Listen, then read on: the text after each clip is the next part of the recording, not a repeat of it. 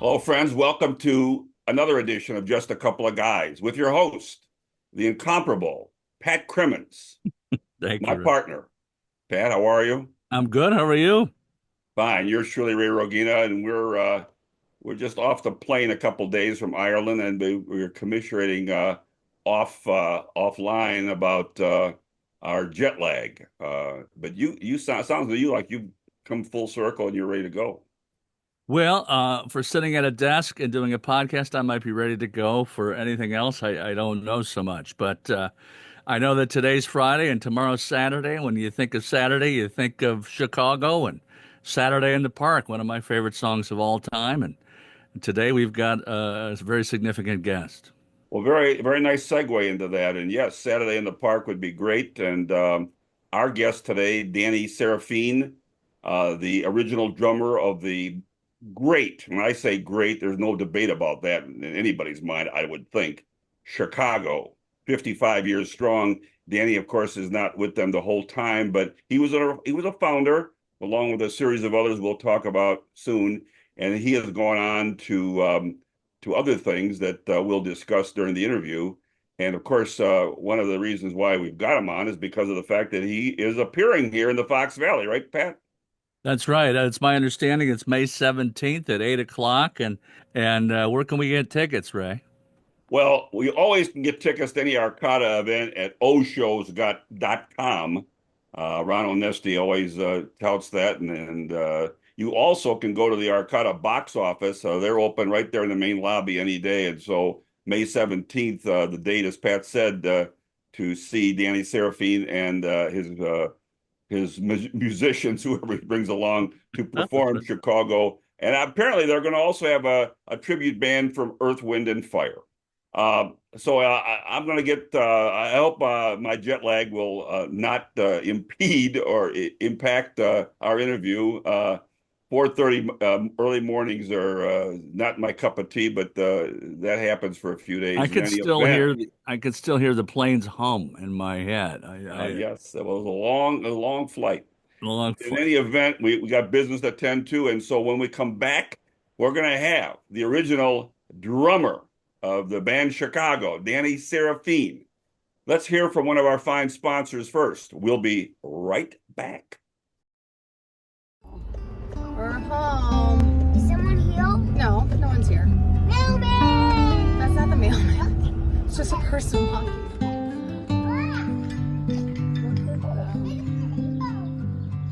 Is that so cool? Ron and Papa and Mommy and Daddy. It was a surprise!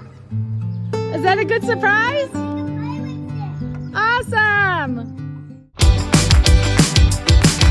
Riverview Miniature Golf Course offers challenging putt-putt fun and boat rentals in the scenic Fox River at Potawatomi Park, downtown St. Charles, Illinois. Visit today. Otter Cove Aquatic Park in St. Charles, Illinois is your summer fun in the sun destination. Make a splashdown water slides or lounge in the lazy river. There's water fun for everyone. Hello, friends. This is Ray Rogina, and golf season is here. So I want to tell you, golfers out there, about the city of Elgin's 3 great golf courses. Elgin has become a premier destination for thousands of golfers throughout the region. The combined collection of 36 holes between Bowes Creek Country Club and the Highlands of Elgin provide golfers with an adventure through a variety of unique golf holes in beautiful settings. And if you're looking for a classic yet sporty 9-hole golf course, Wing Park Golf Course is perfect for you. Established in 1908, it is the oldest 9-hole municipal golf course in Illinois. This superior golf course offers something for everyone. Expert players with hours to spare, or the amateur just beginning to learn their swing, will all enjoy a wonderful day at any of our Elgin golf courses. Well, we're back, and as promised, we're where we're actually honored to sit down and talk to one of the founding members of the great legendary band Chicago, Danny Seraphine, rock and roll Hall of Famer himself, and a real tribute to music in general. And Danny, first of all, Pat and I are really appreciative of the fact that you're joining us today for a little conversation. I'm happy to be here, and I'm going to be in your neck of the woods next week. So, yes, you are. We're going to talk about that once. We'll mention it again at the end here. Let's talk. Let's start by talking about growing up in Chicago. You grew up in Chicago. You went to DePaul, and you now wait a minute. Drums under Bob Tillis. Is that correct? Well, I studied privately at DePaul. All right. I was a high school I mean, I'm not saying. I want to get the history correct. I was a high school dropout, right? And well, I tried to give you a degree, but that's okay. Well, I have I have an honorary doctorate degree, which is really kind of a. The guys have kind of like, people that know me and kind of rib me because of me getting an honorary doctorate, but it felt good. It felt good to get a doctorate degree, and I thought my mom and dad were not with us anymore. Would have been proud, and my sister was mad because she worked hard to get her college degree, and I got my college degree, having fun, doing what I love to do. I was going to say, you initially played in several Chicago local bands, including one with one of your future partners in Chicago, Lee Loughnane. And so I'd ask the question, why the drums? You became the drummer of the band. Why the drums? Well, my uncle was a drummer, and I saw him play at a very, very young age. And I said to my mom, "That's what I want to be when I grow up," And I never let go. And thank God, it's what I ended up doing and doing quite well and successfully. But I love drums. God put me here to play drums. That's it. Play drums, make music, and make people happy with the music, and do my best, living a good life, try not to hurt anybody in the process. So I've done pretty well with that. Not perfect, but I've done pretty well. So, as far as DePaul University, that was a part. I mean, to give you kind of a little backstory, I quit school when I was 15 and a half. So that gives you an idea of the direction I was going at that time. Fortunately, drums were always underneath me, really part of me. And so I always wanted to be a musician, but the opportunities weren't there until I met Walt Perizadeh and Terry Kath with a local band called Jimmy Ford and the Executives, that was Dick Clark's touring band. They played all the day, and it was a great band.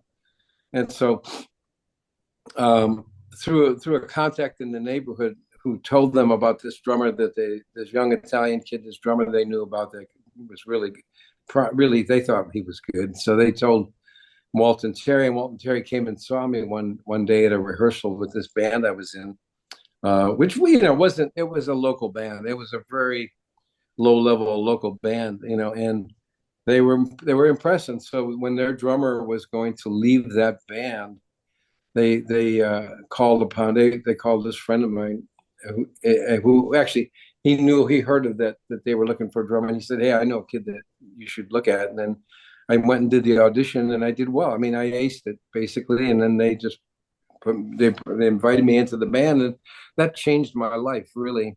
Mm-hmm. From streets of Chicago gangs to playing music and making a living playing music, and I'm forever grateful because I a lot of the guys in my neighborhood and stuff didn't make it out alive. They just didn't. So would I have been one of those? I could have been, but I wasn't. And I was fortunate that music lit the way for me. It gave me the path out of the neighborhood, which I loved the neighborhood, but I was getting in all kinds of trouble, and it was What kind of music did you like in those days? Oh, I like, I was listening. My first drum hero was Gene Krupa. So, that's an idea of, and then of course the Beatles and Ringo and the Stones and Charlie Watts, and then, anywhere in between, and then when one night we were playing a club with the band that eventually evolved with Walt and Terry, was the big thing, right? It was the big thing. Right. That was your original name, The Big Thing. Yeah, which is what a horrible name. God, we despise that name, but our Italian manager said that's your name. So yeah, that's another whole thing, you know. That's the whole Chicago thing, right? If you're not from Chicago, if you're from Chicago, you kind of understand what I'm talking about. But right, if you're not, you know, maybe you're from New York and Philadelphia and Boston, all that. Danny, you know. we have a guy named Paul Stukel. We understand what you're saying there. Okay, good. I'm glad you do. Hey, all Danny, right, so this big thing. Let me mention these names here and talk to us about how this group got together. I mean, Robert Lamb, Terry Kath, Peter Cetera, Lee Loughnane, Jimmy Pankow, Walt Perezader, and you. And you were, you were kind of the catalyst here. How did you get these guys all together to produce this big thing initially? Well, Walt and I basically, what was happening is that Terry was playing bass at the time. We're in a band called the Missing Links, a cover band, in Chicago. And it really had run its course. I mean, we were doing pretty well, playing dances and stuff like that, and making pretty decent money because the father, the guitar player, was the manager and did a pretty nice job booking the band. So Walt and Terry and I were along for the ride, basically, And I had formed a really close friendship, camaraderie with Walt and Terry, And I'd kind of looked at, I was younger than them, about 4 years younger, basically. I was, 17 at the time. When I hooked up with them, I was like, 16, 17 years old, right? And they were 20. So they were older guys, I wouldn't say they were more mature, but they were older. Walt was crazy and Terry was crazy in a good way. They were great, and so it was really nice. For me, it was great it was like a whole new world of musicians and musicianship. I'd always dreamt about it, but and so one night Walt invited. We were playing. Okay, how do we get the band together? Let me stay to the story. Walt was basically he was being groomed for the second chair of the Chicago Symphony. Amazing musician, He was getting his music degree, and Terry was being courted by a band called the 𝐈𝐧𝐿𝐼, which ended up being a band called the Illinois Speed Press, to go out to the West Coast to play. But he was going to play bass with them because they already had a guitar player. But and the guy who was overseeing all of that was James William Guercio, right?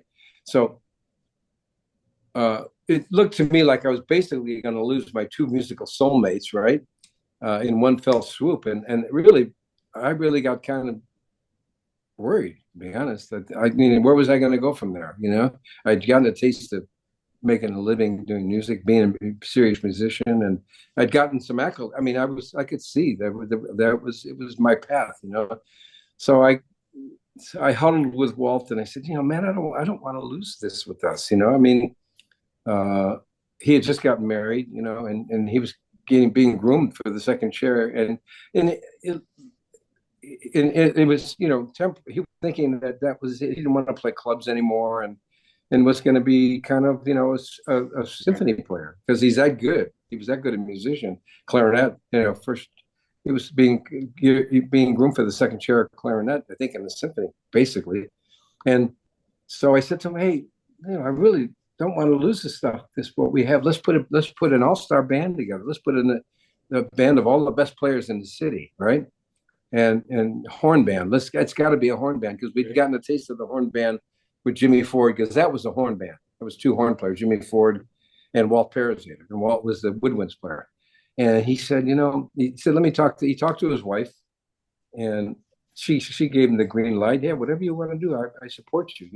So he said, yeah, I don't want to lose you either, because we developed a really strong bond, a brotherhood. And so I said, let's talk to Terry, because we knew how good of a guitar player Terry was. Terry played bass in the first two bands I was in, right? Amazing bass player. But he'd pull out the guitar and you'd like play guitar and you go, my God. He was a guitar player before he was a bass player with Jimmy Ford. So anyways, but that's how he was making his living. So we said to Terry, hey, Terry, why don't you stay and play guitar? And we're going to get all the best bands, horn band.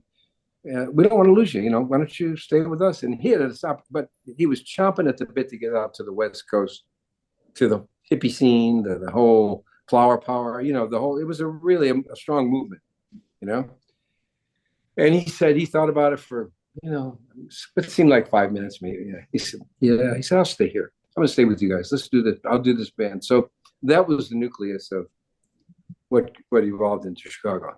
So Walt then went out and got James Pankow, right?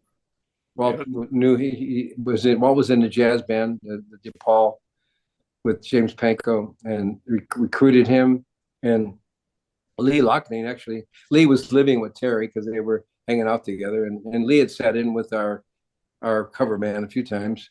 Lee was in a band called Ross and the Majestics, trumpet. And so Lee says, hey man, Danny, I want to do this with you guys. And I thought, he wasn't my first choice for trumpet. I don't mean that I got used to playing with Jimmy Ford, who was an absolute monster. If you ever heard him, Jimmy Ford as a trumpet player was amazing, or is amazing. He's still alive. I don't mean to make him sound like it's post-mortem. So I said, yeah, that would be great, Lee, because Lee had sat in. He's a really fine musician. And so that was the start of it. And then Walt brought in, like I said, James Pankow. And then we heard about this singer from the South Side by the name of Bobby Charles. His show name was Bobby Charles. Robert Lamb, right? Bobby Lamb. We call him Bobby Lamb, but now he's Robert Lamb. And I remember talking to him and saying, are you interested in joining the band? He said, yeah, I'd like to try it. Sounds good. Sounds interesting. I said, can you play B3? At that time, organ players playing bass pedals was an in thing. It was really an in thing. It was really cool, right? Like Jimmy Smith and the band, another band called The Mob in Chicago. They weren't called The Mob then, but yeah, their organ player played bass pedals. So he said, I can try. So he came to rehearsal. I remember we did the first rehearsal at Walt's mom's house, Walt's parents' house. we carried it. It wasn't a B3, it was an M3. It's just one size smaller. I mean, it's still a big ass organ. It sounds amazing. And we carried it down the stairs, and we had our first rehearsal. And it blew my mind how good how the band sounded. We were doing cover songs. Hold On, I'm Coming.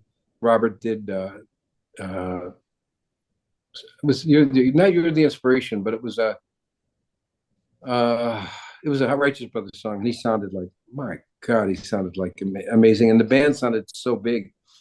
And we were still at the tail end section of the Missing Links. We were playing the Pussycat on Rush Street, which was the Pussycat Theater. Had an upstairs where they had Oscar Brown Jr. review, and downstairs was a disco where we were playing, right? And I remember one night we brought in the whole big thing, right? And everybody sat in, and the place was like, their jaws were, it was amazing how big the sound was. This was pre-Peter Cetera, right? All right. And so that was so it pretty much galvanized. We had a meeting with the band, and this was going to be a serious band.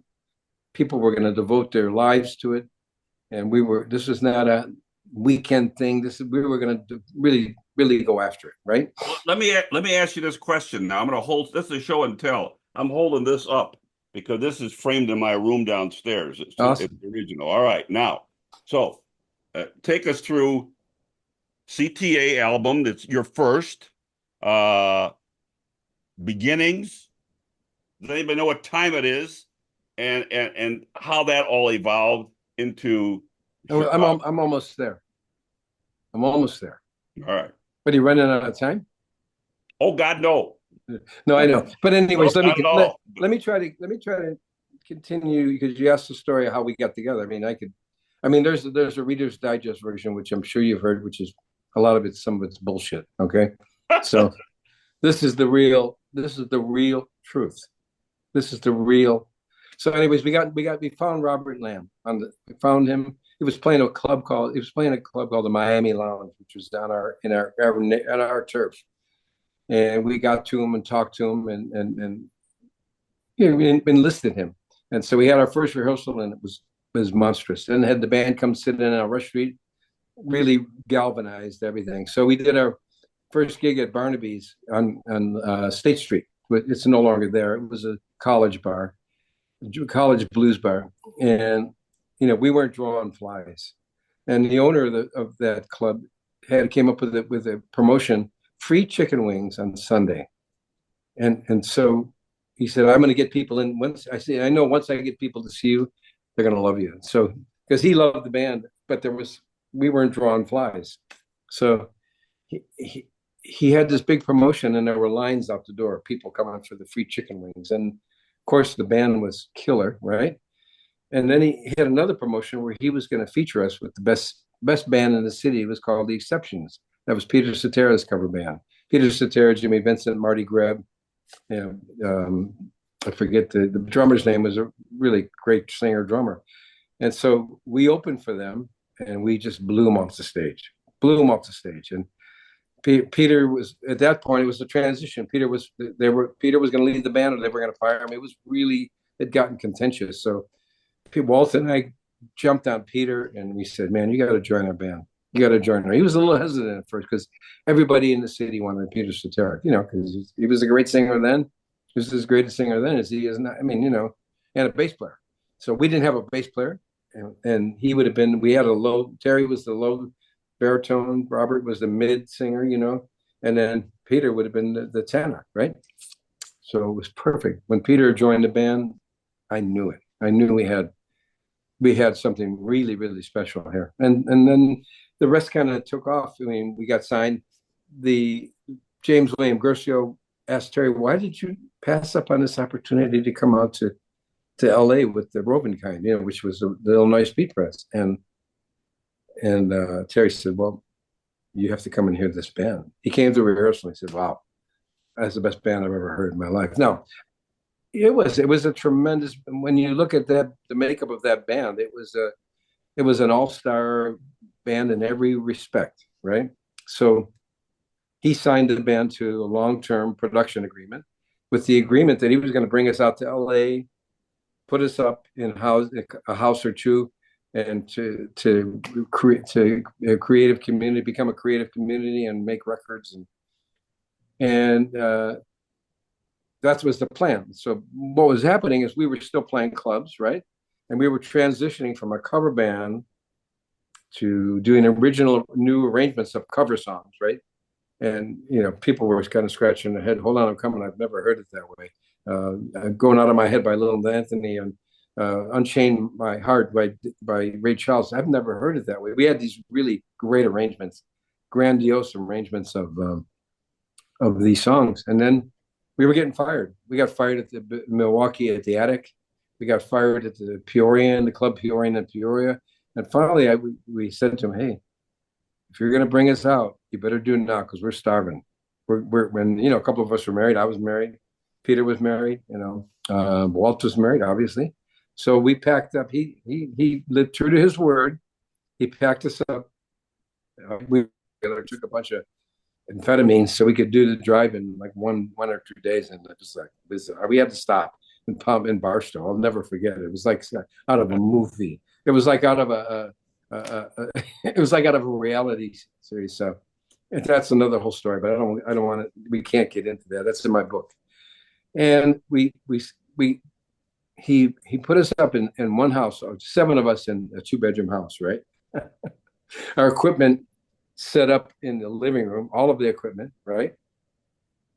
And that's where we created and conceived Chicago Transit Authority, CTA, right? It's getting to your, and there were Robert's songs, but he'd bring in these songs with empty charts. I mean, just changes and a somewhat of a structure, and we would develop it, and we really basically for 6 months rehearsed, almost every day because we had nothing else to do. Our wives and stuff were still in Chicago, and that's where we created and conceived CTA. And then he brought us to New York, and we had a really tight budget. He had leaned on Clive Davis. He had made an agreement with Clive Davis to produce the second Blood, Sweat, and Tears album because they wanted him because I don't know if you know the story. Blood, Sweat, and Tears was inspired by the Buckingham's Time and Charges album. Putting the whole inspiration behind them putting a horn band together was that album. Bobby Colomby tells that story. No, there's a lot of stuff that really never gets to the light of day, truthfully, right. Which should, instead of the PR bullshit that quite often gets like the revisionist history on Chicago, about me and stuff. So, that's where at the beginning, I remember my drums on that album were the first true stereo drum recording, right? One of them. If not the first, one of the first. And right. So when we were recording beginnings, 𝐒𝐈 was in the booth, standing up, telling me, "Play," because when I if you listen on headphones, when I played from this side to that, my high toms to my low toms, it would go across speakers, right? Or your headphones, and the cymbals crash was here, crash was there, and it was true stereo. And 𝐒𝐈 was meticulous with the engineer Fred Catero in capturing the stereo image. I mean, I remember when my meeting with him, he was very much into the purity of stereo. Stereo has middle, right, center, right, left. Everything pans to the left and the right, but there's different positions that you put everything in to give it that's what made it so rich. Now, you got in trouble, though, from the fact that the CTA didn't appreciate the fact that you named your group CTA. So perhaps a snapshot of that issue. That's bullshit. That's a bullshit. That was a PR stunt. 𝐒𝐈 admitted that to me later on. They never.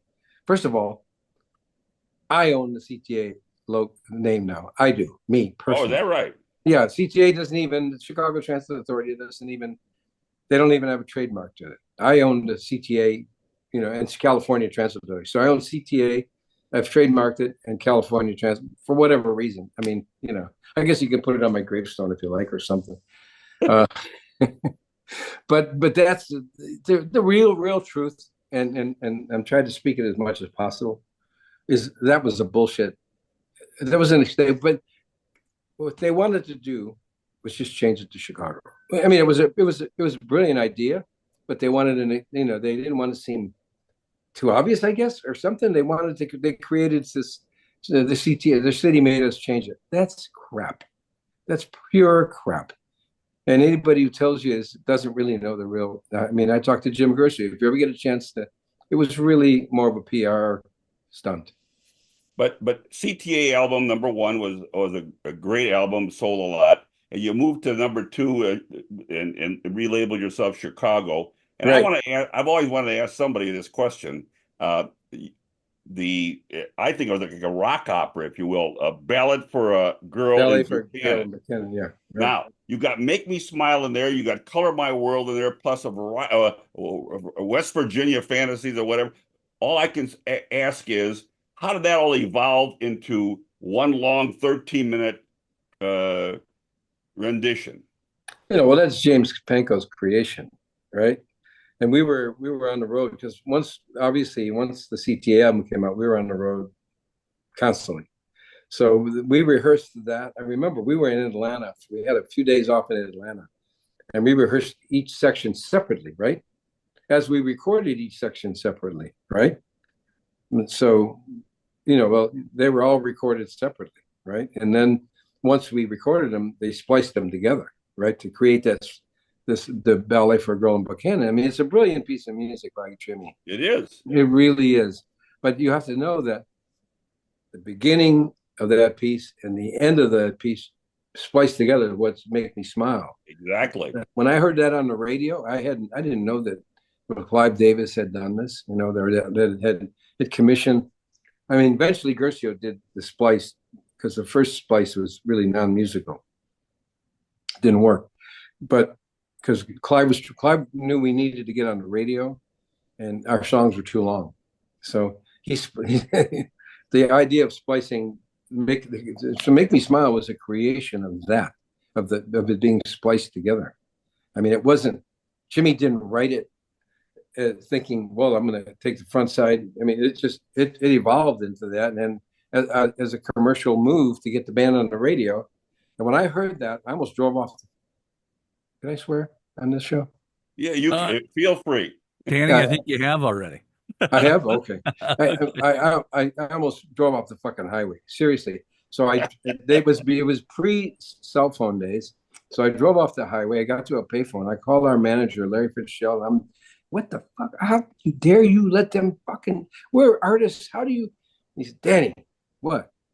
It's being played by 85% of the AM stations in the country. Ooh. I told this story. Can I go buy a Mercedes tomorrow? He said, yes. All right. So that day, I went and bought a used Mercedes the next day with Howard Kaufman, who was our accountant business manager. He negotiated for me, and I bought a nice, I was living in a small little rental house, and I bought a Mercedes, right? Typical musician, right? And I've been driving Mercedes ever since. So very good. Let me sneak into the 70s real quick here. A couple more questions. One, I run a lot. When I run, I like to listen to Chicago music. And I listened to one of your concerts one time, and I forget who introduced it, Saturday in the Park. They said, we're going to play this for you now. It's not a political tune, but we like to play it. And it played Saturday in the Park. I don't know if you remember that concert where you said that. It's not a political tune, but we're going to play it for you on Saturday in the Park. And of course, that was one of your huge successes there. That's a great song. It's a great song by Lamb. It really is. And then I'd like to also ask, your first live album was at Carnegie Hall. How'd that experience go for you? Oh, it was Heaven and Hell. Let me, hold on, I need to get something. It was Heaven and Hell. The heaven part is we sold out 8 days, which had never been done, right, by a rock band. Right. Let me see if I'm looking for my phone. Just so. Oh, there it is. It sold out. It sold out 8 days. The heaven part was it sold out 8 days, right? And that was it was the first. The hell part was the Carnegie Hall is not made for electronic music. It's made for acoustic music. So we couldn't, until the acoustics were so wacky. We were overplaying and overblowing. The horns were overblowing. You could hear it in the very beginning. First couple of days, we don't sound good. I'm going, but and then all of a sudden, and I have to. What I think we were doing South California Purples, and Terry at the end of it jumped into a completely off to outer space jam with me and Peter and Robert, of course. Right. And it totally changed. That was it. It changed the direction. It changed because we were struggling, and everybody was going, I can't hear, I can't hear you. The horns are overblown. They couldn't hear themselves. And I couldn't hear myself because I'm like dragging tempos. I could hear it, but it worked, Eventually there's some really wonderful performances there. But so I say Heaven and Hell because we were struggling with, the acoustics. So. Now, I gotta ask one more song question here, then we're going to get to a couple of the members of the band. But I need to ask, you wrote this, at least I believe you, and maybe you co-authored it, but this is a song that I love a lot, but, it's not one of the frontline top 10 songs of Chicago, but Take Me Back to Chicago. And if I may, take me back to Chicago and lay my soul to rest, where my life was free and easy. Remember me at my best. Do you want to be laid to rest in Chicago, Danny? It wasn't written about myself, although it sounds like it. It was written about the drummer. Right. Somebody the drummer else. With the Robinkind, Freddie Right. Papalardo. Right. The story behind that it's really one of the most inspiring things. I haven't written a lot, but I've written some good things. But that's one of the most inspired because we'd kind of made it. We kind of arrived, and the Robinkind, which was the other band that Terry was supposed to go, lived next door to us. They had 2 rental houses. He was literally renting 2 houses with 2 different bands, right? And the Robinkind partied like rock stars before they were rock stars. That's the only way to describe it. Every night we would come in for rehearsal. We still stayed up late, but we'd get into rehearsal around 11 or 12 or noon, and we're ready. We're working on new music, and they're just waking up, right? Because they party all night. Because they got a record deal, right? They got a little bit of money, and it's unfortunate. They were really good. Some great people came out of that band. I'm sure a lot of them. Paul Cotton, Cal David, you know, were the two most notable. Michael Anthony, you know, and of course Freddie was a really fine rock drummer. We became really like brothers. We became really close, and then I lost track of him somewhat because we were on the road so much. I got word Marty Greb, who was a close friend of Fred's and me and Terry and Marty Greb of the Buckinghams, right, and formerly of the Exception, but he was in the Buckinghams, and they were, you know, they were the first band out of Chicago to make it. So I got word that Freddie was really sick, and I was getting ready to go on the road. Marty called me and said, "Hey, Danny, you need to come and see Freddie. He's really pretty sick. He's at County USC Hospital, which is not a nice place, right?" And I said, "Yeah, I'm about to go on the road. I'll be gone for maybe 2 weeks, and I'll be back." And he said, "No, you need to come and see him now," which led me to believe he was really sick. So I went to see him. Sat next to him. He looked terrible. He looked emaciated. I don't know what he had. It was sores on his body. He looked horrible. And it was like, and we talked and I held his hand and, cried a little bit because I knew I was saying goodbye to him. And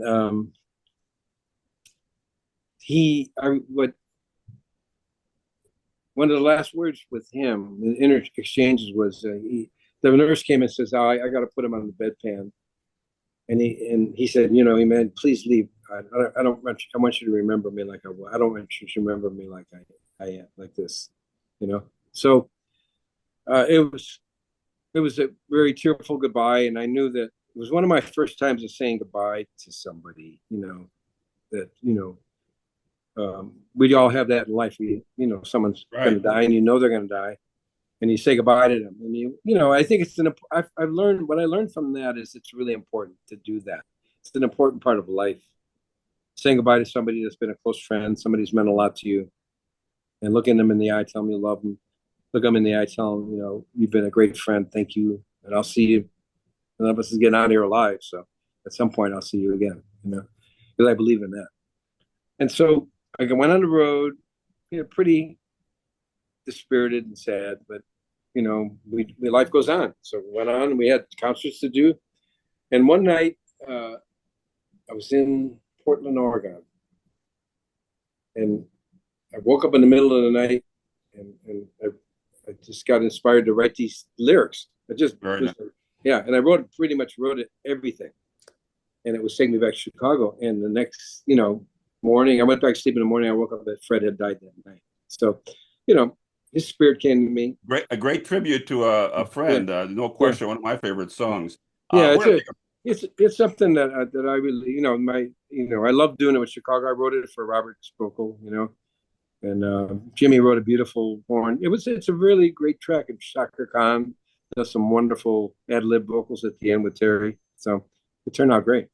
We're going to take a small commercial break. We come back. Pat's going to take you through the second part of your career, but we want to end it. We want to talk certainly about Terry and Peter Cetera leaving the band, and you ultimately leaving it and moving to your current career. So that's a small break, and then we'll be right back. You stay tuned. The Kane County Cougars are back for the summer. The best family entertainment around features sunshine, baseball, and fireworks through Labor Day. With great food, world-class entertainment, exciting giveaways, and running the bases after every game, there's something for everyone at a Cougars game. Thirsty Thursdays feature $2 beer, pop, and half-price hot dogs. And for Sunday day games, a $15 ticket will get you $15 right back in concessions cash to spend at the ballpark. Come on out to beautiful Northwestern Medicine Field this summer for sunshine, baseball, and fireworks, and make your family memories today.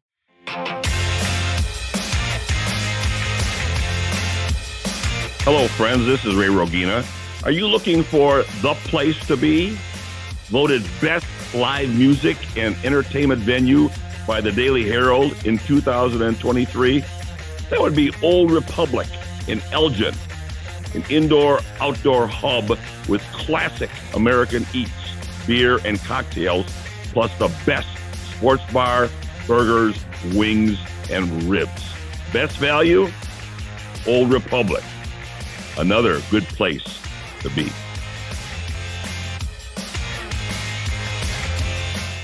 All right, we're back with Danny Seraphine. Seraphine. Thank you. I'm sorry. Seraphine is the anglicized version. Notorious Chicago drummer.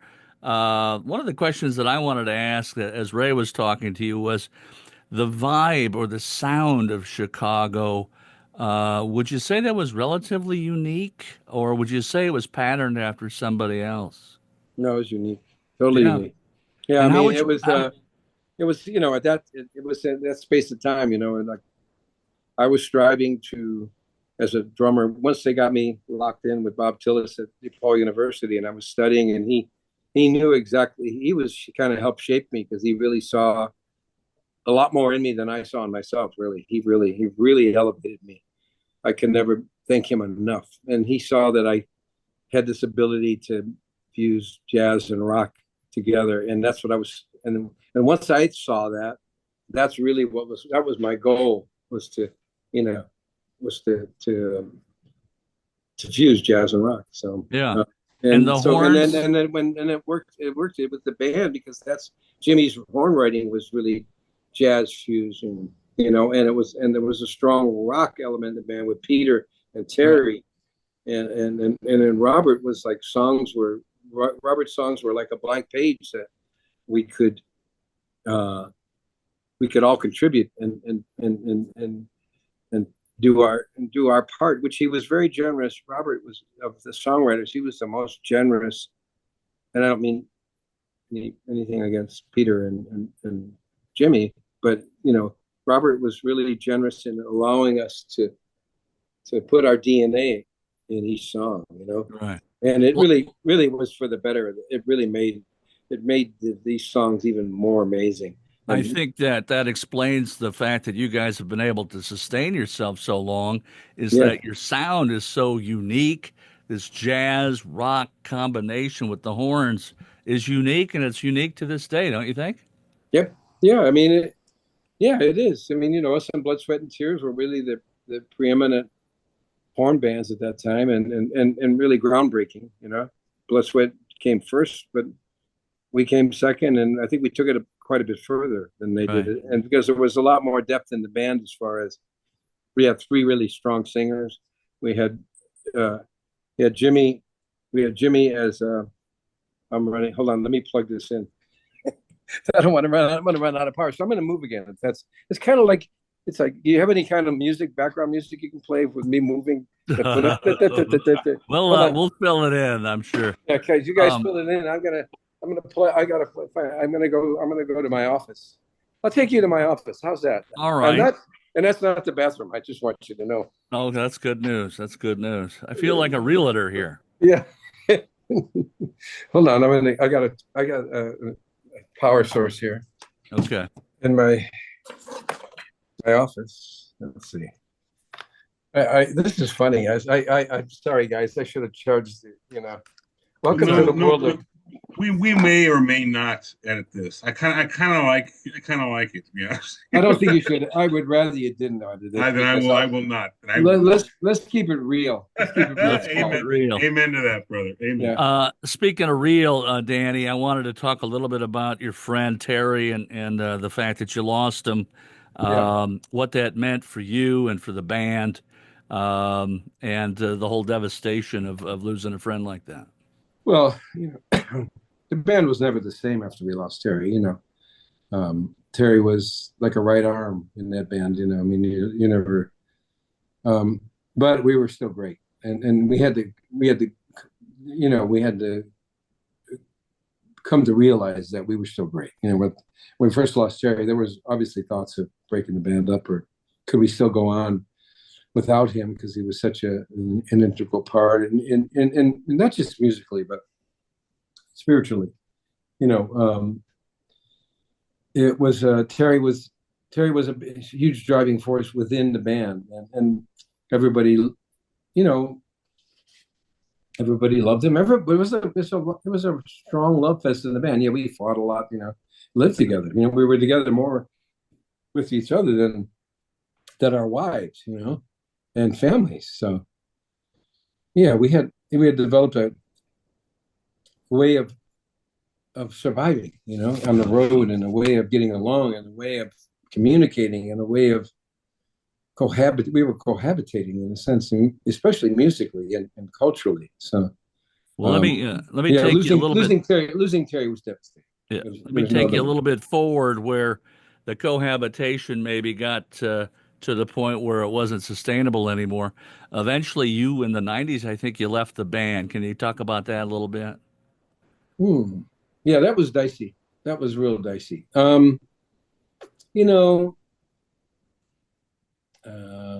It was heartbreaking. It nearly broke me. It nearly broke me because the band. I mean, the band was that was my identity. I mean, really anything I'd done of any consequence in my life was the band. And so I lived, breathed, anything else you can think of, Chicago. And so when it was taken away from me, I mean, there was reasons for it. And certainly ethically, it wasn't always, it wasn't what it should have been, considering how good of friends we were. Right. But the business is the music business, entertainment business. It's not known for, what's the right word? Ethics. And, I mean, and that you can say that pretty much about where there's big money involved.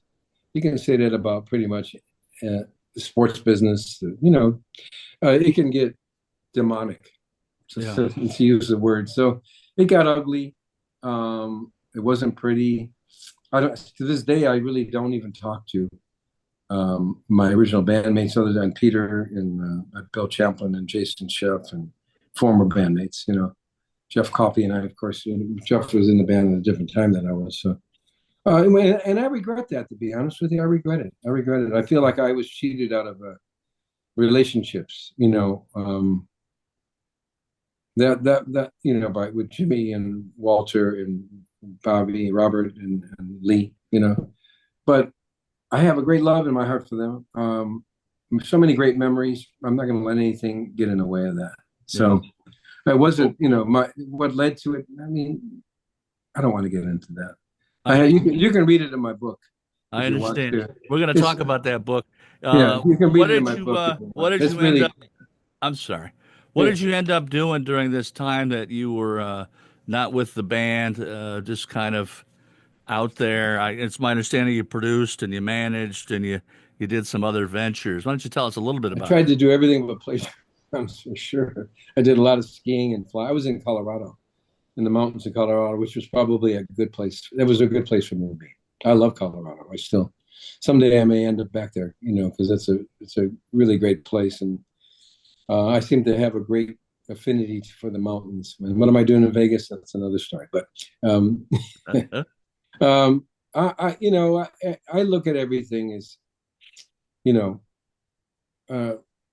could things have been done differently in both my part and their part? Yeah. Things could have been done better, but life is not perfect, as we all know, and everyone on this here has a story to tell about, life not being so perfect. So I'm pretty lucky. My life's been great. It really has been. I do regret that to me, we should be friends and celebrating the great music we made together. Right. And instead, there's an underlying negative. I can't even begin to fully explain it to you. If you ask them, maybe they would tell you some reasons, right. And maybe they'd be legitimate, maybe they wouldn't. Musically, they're not legitimate. I would say that you're not the only band that had this kind of a breakup, right? So. Yeah. It's the managers and the agents, and I don't want to blame all of them. I mean, and then the jealousy, and then right. all the years of putting up with shit from one another, and eventually gets to a point where you can't take it anymore, I guess. And then all of a sudden, you're enemies with guys that you used to be like brothers with, and it doesn't make any sense. It doesn't make any sense because we created this. If you listen to this music that we created, that still sounds great, that people still love, right? Well, eventually you got back to music. I think it's Yeah, like 2006 or so. yeah. I stopped playing for 15 years almost. Like Right. really, really, for all intents and purposes. Yeah, I would jam at a club once in a while, but serious playing, I stopped playing for 15 years, and I put together a really great bunch of musicians cut from the same cloth as the original Chicago. So my band, the band that I'm with now, I call it my band, but it's our band, with Mark Bonilla, Ed Roth, Travis Davis, and horn sections from. I've got a horn section in Chicago. I've got a horn. We don't travel with a horn section because it's economically not feasible. For Right. the way I do it. But the band plays Chicago. If you get a chance to hear it, you'll know the band plays Chicago like the original band, like the way it's supposed to be playing. And the band's name? CTA. Is it CTA? Is it California or is it Chicago? No, it's not Chicago. I think the band. I don't think I could use Chicago, and it's California Transit Authority. Yeah, that's what I thought. Yeah. Now you had a couple of albums, Full Circle and Sacred Ground, right? Yeah, yeah. How would you describe those albums? The sound? They're like an evolution of Chicago. There's no doubt about it. They're very Chicago-esque, and it's like an evolution. Is that the sound you're going to bring to the Arcada in May? No, yeah, without a doubt. Yeah, Without a doubt. yeah. We got Tony. We have Tony Grant.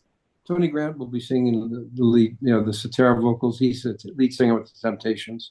He's been with us on and off for many years. He's a great, great singer. And, now, all of these stories that you've told us here today, it's my understanding you talked about this a little bit earlier, but you did write an autobiography, Street Player, My Chicago Story. And in that book that was published in 2010, you go through some of the stories, some of the sad tales, and some of the stories about the breakup, right? Yeah, well, there's all of it. It's there in detail, and so.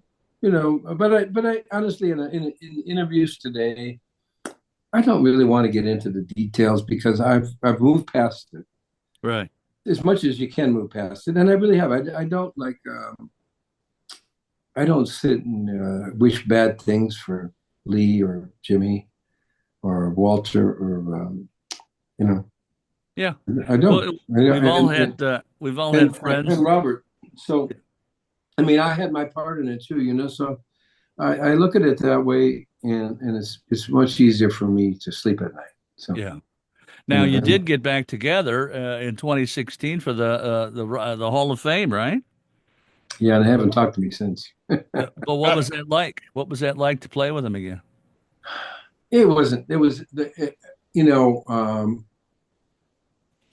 well, in some ways it was great, but Peter wasn't there. I really wanted Peter to be there, Sure. And I was really saddened that they couldn't get it together. And it wasn't all his fault, and it wasn't all their fault. It's just too much water under the bridge. So Yeah. It's probably the easiest way to say it. And I was sad because Peter wasn't there. I really wanted Peter to be there because we were great friends at one time, and we're friends now. I don't see him very much. We talk occasionally, Right. and text occasionally, but he knows I wish him the best, and it's vice versa. So, and one of the last, every time I walk into a supermarket, I almost never get through it without hearing one of those hits from the '80s or Searching So Long. Peter's as voice. far as I'm concerned, I told my daughter this once in the car. You guys own Saturday. Yeah. And every time I hear that song, I think about Saturday. Yeah. Saturday afternoon is my favorite time of the week. So, wonderful. you guys made something that certainly is going to last forever. I wanted to talk lastly, if I could, about the Grammy Lifetime Achievement Award in 2020. What did that mean to you? Do you feel that you were worthy of that? And tell us a little bit about that. Well, I mean, when you get these awards, they're wonderful, and you have to be humble and appreciate them. I think, considering where you came from, considering what, one time where you thought you would end up. Do we deserve it? Yeah, I think when I say, the body of music is undeniable. Absolutely. There aren't many. It's up there with the Beatles and the Stones, and I think because of the depth of the music and the musicianship and the musicality of what we did. It's right up there with the all-time greats. And so I don't think I belong on Mount Rushmore. Let me put it to you that way.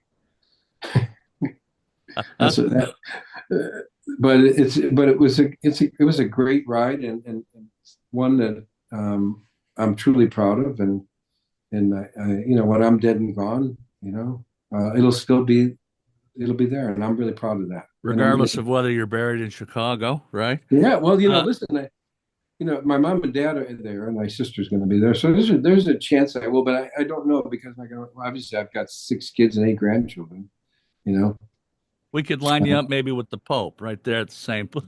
The Pope being from Chicago, I think that is, like I said, I think we could all use a dose of humanity and positivity, strong dose, because things have gotten, no sense getting into that. I understand. We already know. And I think, you find that it's universal, whether it be in Democratic or Republican, we're all kind of like a little scratching our head going, is this really what we wanted?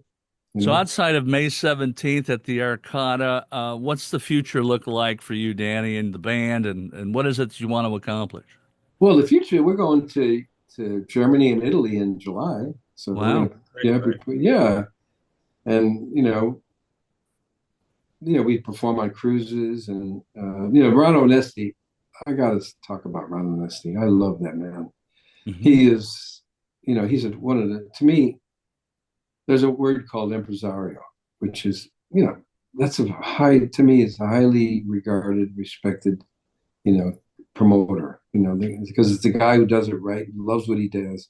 Right. And he treats the artist beautifully. He makes great meatballs and eggplant parmesan and raviolis, St. Charles is lucky to have them. There's no doubt about it. Yeah, not only St. Charles, Chicago is lucky to have them. Sure. Really, every town should have a Ron Onesti. And I'm a big, he's been a great friend to me. We're really close, but he's a great person. And, he really, he creates a great opportunity for so many artists, like myself, right, to still perform and be treated with respect and be presented in a good light, So I'm eternally grateful to him for that, And there's there's a few guys in the country that fall in that category, but not many. It's really unique. All right, Ray, one more time with where we can buy the tickets for the 17th of May at 8:00 to see Danny and his band. That would be oshows.com. As Danny said, that's Ron's website. And whether you go online to get them there or you go right to the Arcada box office downtown St. Charles, very easy to do. And I'm sure you'll be playing to a sellout crowd. And I understand you have played to the Plains Theater, which is his sister theater. Is that right? Yeah, we were just there. It was sold out. It was beautiful.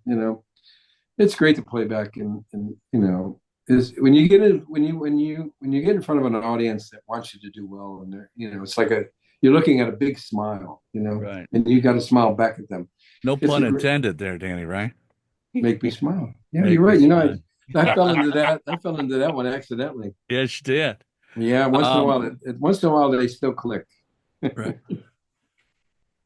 There's no question. You in your time with Chicago and now that you've left them but are still performing, you've made a major hit in the music industry and left us with many memories that we can play over and over and over again. And trust me, I do that all the time. Chicago and a lot of your work has been my favorite group of all time. So I thank you publicly, sir.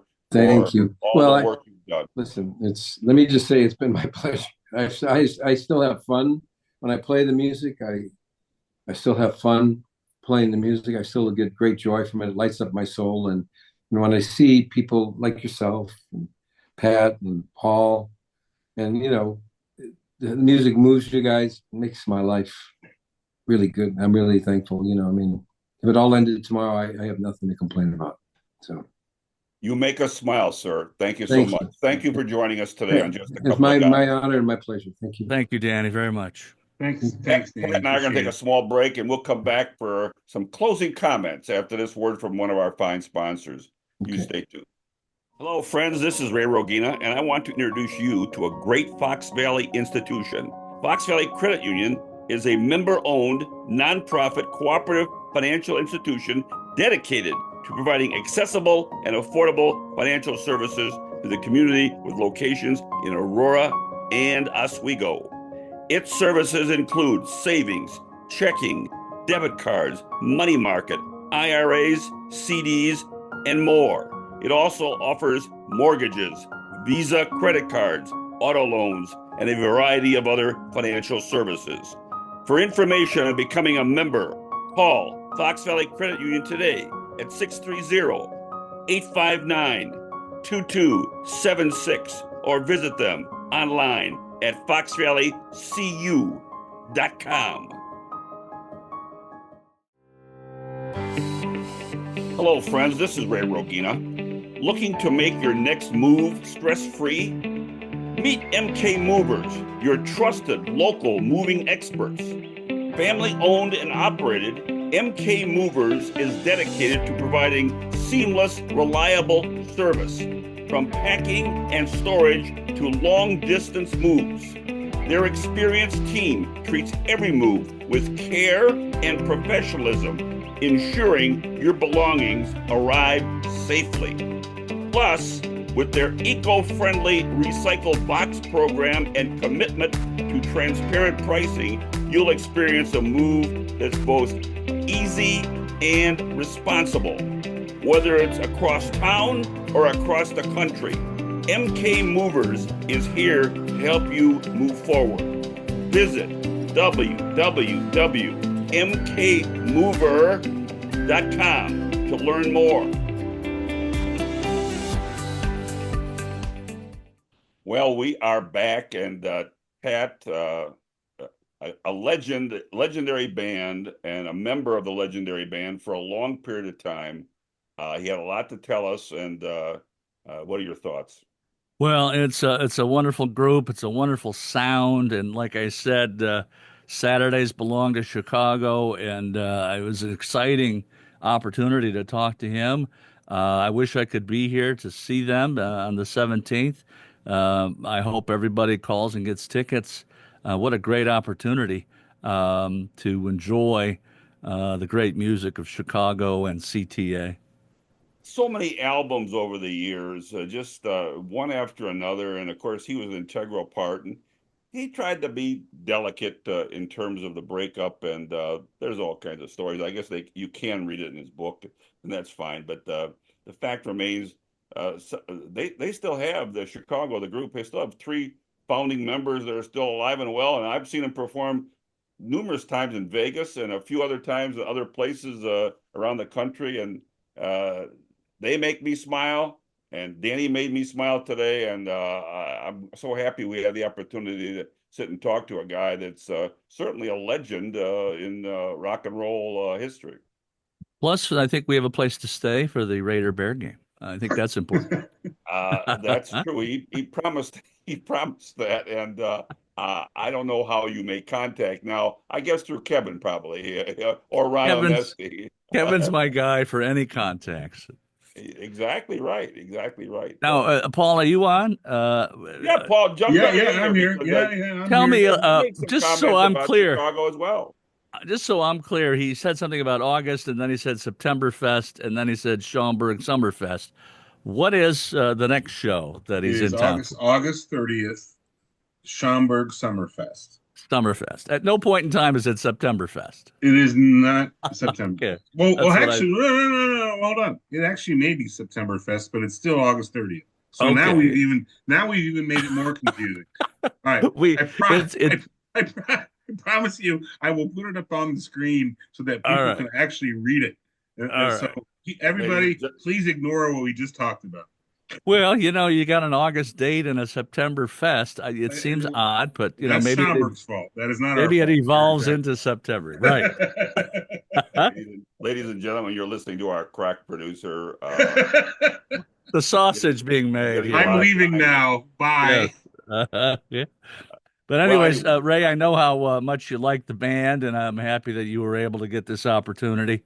It was like talking to Paul Reiser for me. It's kind of an exciting opportunity to talk to somebody that's made a difference in your life and somebody that you enjoy, and I know that you enjoy Chicago. I could have probably he's about a year younger than I am, and I could have said to him, listen, exiting college, I listened to you for the first time into the CTA album, and like I said, beginnings, and does anybody know what time it is, and questions 67 and 68, they're all on that first album. And from there, they spin into as you said, Make Me Smile, and a longer version, the Ballad from a Girl for Buchanan, but it's a piece that's together. Color My World, which is a great wedding song, of course, so that's in there. And anyway, all I can say is they have done a remarkable job with a remarkable number of hits over the year. His comments about the Hall of Fame made me a little sad because, listening to him talk, I wish Peter Cetera was there. I wish that would have been the finishing touch for them in 2016. But the fact that they're in the Hall of Fame is noteworthy and right. So we go from there. So and the Grammy as well. And actually, they made note when Diane and I saw them in Vegas just a few months ago. They made note of that fact for the audience that they had received that particular designation. So anyway, they're the best. And anyway, so let's say goodbye and we'll move along. And we're back from Ireland. Are you still much success next weekend when you traverse across a couple of states to enjoy the degree that your daughter has in a hard fashion worked hard for to attain, and the future jobs that she has because of that degree. And I know that you'll be a proud father sitting there in the arena and hearing your name called out. Just don't cry too hard. It is your last one, and sometimes that one is the best, I suppose, at the end of the day. Her name gets called out, Ray, only because she's a Chancellor Scholar. Well, straight A's for 4 years. That's not bad. I bet you if I walked in there, I'd know where to find you. Maybe just a glow. Sitting well, the thing about it is it's not just going to school, getting straight A's, that kind of thing. But she dealt with some very severe illnesses along the way. I mean, she had to go to the doctors and medications and everything. So she missed a lot of classwork, and to maintain those straight A's, I give her credit for all that. Indeed. So congratulations, Nora, and God bless you. So in closing, I haven't said this in a while, for our crack, actually I did say it in Dublin. But he wasn't there, though. Yes, we recognize Paul for all his hard work in all over the whole 9 or 10 days we were in Ireland. He was back here spinning those vignettes, or whatever you want to call them. Kevin still has like 20 in the bank, Paul. I'll tell you, Kevin was a madman taking pictures, including pictures of the food. I mean, I watched him every time a plate was put down in front of him. His camera was snapping away at that food. So he's got great pictures of all the fine food we ate over there He told me about some kind of commission per picture, some kind of a deal where he got money for everything he did. Ray, or Pat, I believe you're becoming his agent. So we'll have to talk offline on that. Right. There is no such suggestion. I don't want to get into legal jams here, particularly since we're on the air. So yes. For our crack producer, Paul Stukel. Paul Stukel, thank you, sir, for a job well done today. For my partner, Pat Crimmins, yours truly, Ray Rogina, wishing you all, and in this case, a pleasant weekend, and knowing that the 80s are coming, and I mean the temperature of the 80s are coming, next week. So we got through that winter, and spring and summer is upon us. Enjoy your Saturday. Pat and Ray. Ray and Pat. Just a couple of guys. So long, everyone.